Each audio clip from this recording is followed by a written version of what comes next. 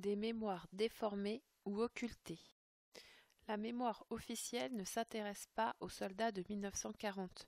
Ce sont des soldats vaincus contrairement aux poilus de 14-18.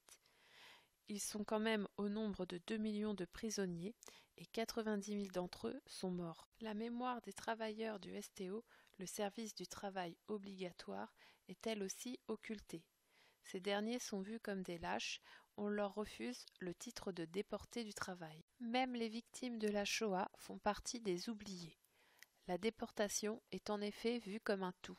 La spécificité du génocide des Juifs et des Tziganes n'est alors pas reconnue. Les sinistrés des bombardements alliés font eux aussi partie des oubliés. La question de la mémoire et des responsabilités est remplacée par l'urgence de la reconstruction.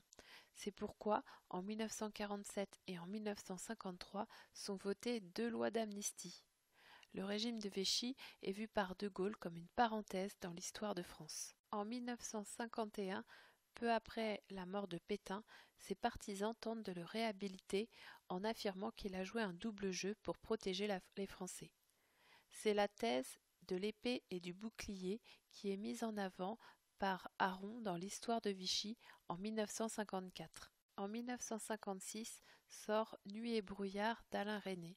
Ce documentaire présente l'univers concentrationnaire sans évoquer les victimes juives en particulier. Le déporté est vu comme le résistant. L'image du gendarme français gardant un camp est elle aussi censurée. De nombreux témoignages de survivants de la Shoah existent pourtant, comme Si c'est un homme de Primo Levi, publié en 1947.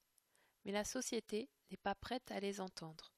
La plupart des rescapés de la Shoah adoptent alors le grand silence, selon l'expression d'Annette Viviorca. Ils souhaitent avant tout s'intégrer à la communauté nationale.